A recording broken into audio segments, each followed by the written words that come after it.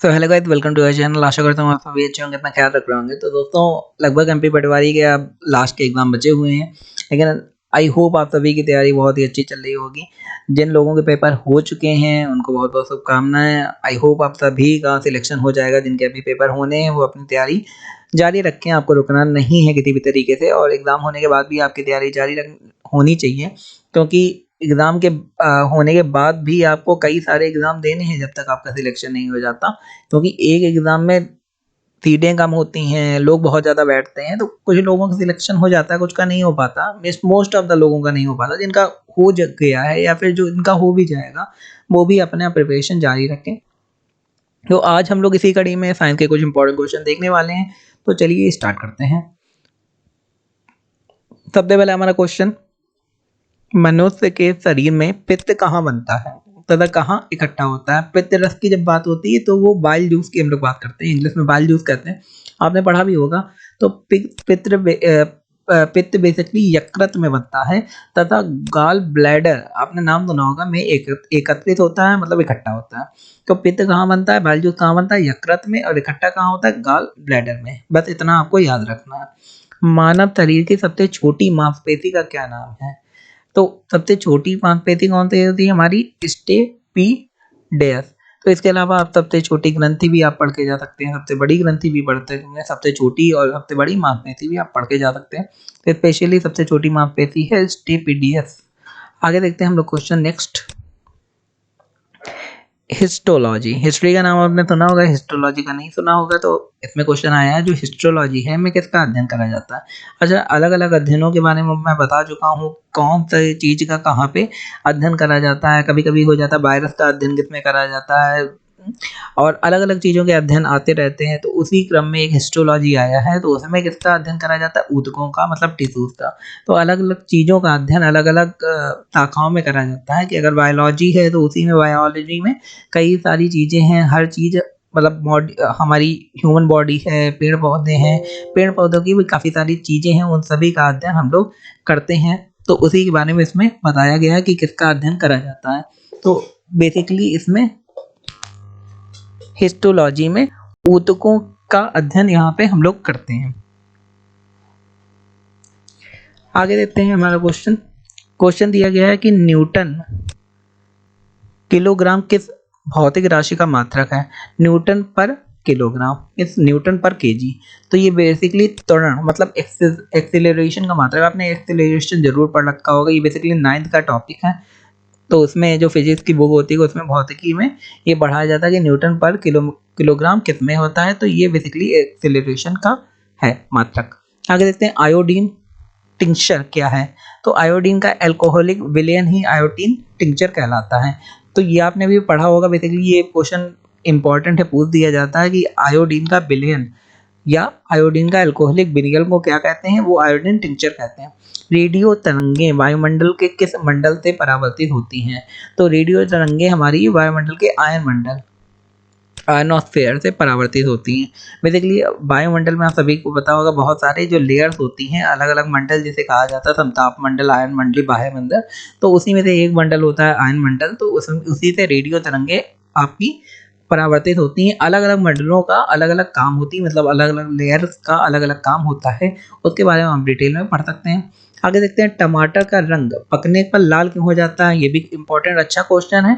तो क्रोमोप्लास्ट की वजह से, जैसे हमारे शरीर में खून का रंग लाल क्यों होता है? हीमोग्लोबिन की वजह से, ब्लड की जो प्लेटलेट्स होती है उसकी वजह से। और वाइट ब्लड सेल्स का क्या काम होता है, ये भी पूछ दिया जाता है। वो हमारी शरीर का प्रतिरक्षा तंत्र मजबूत करता है। तो टमाटर का रंग लाल क्यों होता है? क्रोमोप्लास्ट की वजह से ही होता है बेसिकली। तो ये भी इंपॉर्टेंट क्वेश्चन है। ये इसी टाइप के क्वेश्चन जो आपको जल्दी नहीं मिलते, आपने नहीं पढ़े होते, उसी टाइप के क्वेश्चन पूछे जाते हैं एग्जाम में। दोस्तों, आगे बढ़ने से पहले मैं आपसे दोबारा एक रिक्वेस्ट करना चाहता हूँ कि अगर आपने हमारे चैनल सब्सक्राइब नहीं करा, सब्सक्राइब कर लें, बेल आइकन को दबा दें, बिकॉज जिससे आपको हमारे चैनल दोबारा ढूंढने में तकलीफ ना हो। Because your subscription is our motivation. अगर चैनल सब्सक्राइब करेंगे हमें मोटिवेशन मिलेगा और अच्छा कंटेंट आपके लिए लाने की कोशिश करेंगे। तो चलिए आगे बढ़ते हैं। पारिस्थितिक, आपने नाम सुना होगा पारिस्थितिक। इसे क्या कहते हैं? इकोलॉजी, इकोलॉजी भी कहते हैं। किससे संबंधित है? जीव व पर्यावरण के सह संबंधों में। जैसे जीव और पर्यावरण एक दूसरे में पारस्परिक संबंध कैसे बनाते हैं, इसी को इकोलॉजी या फिर इकोलॉजी कहा जाता है। तो इसे हिंदी में पारिस्थितिकी कहा जाता है। काफ़ी फेमस वर्ड है, आप सभी ने सुना होगा। भारत में अंतरिक्ष आयोग की स्थापना कब करी गई है? तो भारत में क्या है, जैसे यूएस में नासा है, यूरोप में यूरोपियन स्पेस एजेंसी है, तो भारत में भी इसरो है। तो उसका आयोग का स्थापना कब करी गई थी? वो जून 1972 में करी गई थी। उसके बाद से काफ़ी सारे मून मिशन गए हैं, अलग अलग सैटेलाइट भेजी गई हैं, तो अलग अलग जगह से भेजी जाती हैं। सर्वप्रथम कृत्रिम गर्भाधान भारत में कब प्रारंभ किया गया था? कृत्रिम गर्भाधान आप समझ ही रहे होंगे, तो ये कब हुआ था? 1942 में ये स्टार्टिंग करा गया था, तब से अभी तक चल रहा है। आई राइट क्या है? तो विकलांगों का कंप्यूटर है आई राइट, जो बेसिकली उन्हें काम करने में हेल्प करता है काफ़ी। पृथ्वी से पलायन वेग का मान कितना होगा? तो पृथ्वी से पलायन का वेग का मान होगा 11.2 किलोमीटर पर सेकेंड।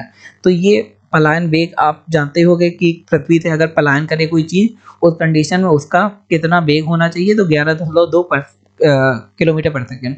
अच्छा, जैसे हमारी जो भी हमारे ऊपर के लेयर होते हैं आकाश में, तो इतनी आसानी से अर्थ की भाई ग्रेविटी होती है, तो इतनी आसानी से आप कोई रॉकेट अर्थ के पार नहीं भेज सकते, उसके लिए एक फोर्स चाहिए होती है, तो उसी को कहते हैं इग्निशन। जब इग्निशन होता है तब वो रॉकेट ऊपर जाता है और काफ़ी तेज रफ्तार होती है, तभी वो रॉकेट उस लेयर को पार करके स्पेस में जा सकता है। ऐसे ही एकदम से कोई चीज़ ऊपर नहीं जा सकती। आगे देखते हैं, इंद्रधनुष किसका उदाहरण है? तो इंद्रधनुष कैसे बनता है? अपवर्तन, विक्षेपण या पूर्व आंतरिक परावर्तन, ये इन चीज़ों से इंद्रधनुष आपका बनता है। उसमें 7 रंग होते हैं, आप सभी को पता है। पुष्प विभिन्न रंगों के होते हैं, क्योंकि उनमें क्या पाया जाता है, अलग अलग रंग के। आपने देखा होगा, कोई लाल का होता है, लाल गुलाब, पीला कलर का होता है, कोई सफ़ेद कलर का होता है, कोई किसी कलर का होता है। काफ़ी प्यारे लगते हैं जो फ्लावर्स होते हैं। तो उसमें क्या पाया जाता है? एंथोसाइनिन। तो ये पुष्पों में पाया जाता है। आगे देखते हैं, सेब का खाने योग्य भाग कौन सा है?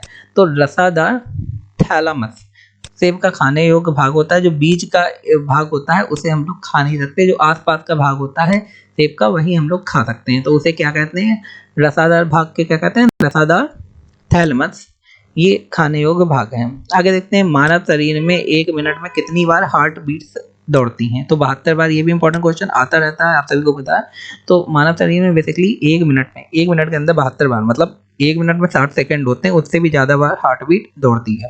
अब ये हो सकता है कि कभी कभी कंडीशन बन जाती है कि 120 चली गई हार्ट बीट, या बढ़ जाती है, हाई ब्लड प्रेशर हो सकता है, तो उस कंडीशन में हार्ट बीट काफ़ी बढ़ जाती है। ये सिचुएशन काफ़ी खतरनाक भी हो सकती है। जैसे अभी कोविड आया था, कोविड की वजह से काफ़ी लोगों की हार्ट बीट में चेंजमेंट आने लगा था, जबकि आप बैठे ही रहते हैं, कुछ मेहनत नहीं करते, उसके बाद भी हार्ट बीट बहुत तेज़ बढ़ती चली जाती है। तो ये भी एक कंडीशन है। तो आगे बढ़ने से पहले मैं आपसे एक रिक्वेस्ट करना चाहता हूँ, एक बार फिर से हमारे चैनल को लाइक शेयर सब्सक्राइब जरूर कर लें। बाकी सब्जेक्ट की तैयारी हमारे चैनल में चल रही है, जैसा कि आपको पता है, तो हमारे चैनल में जाके वो तैयारी आप कर सकते हैं, देख सकते हैं। धन्यवाद। इस वीडियो में हम लोग यहीं तक पढ़ते हैं।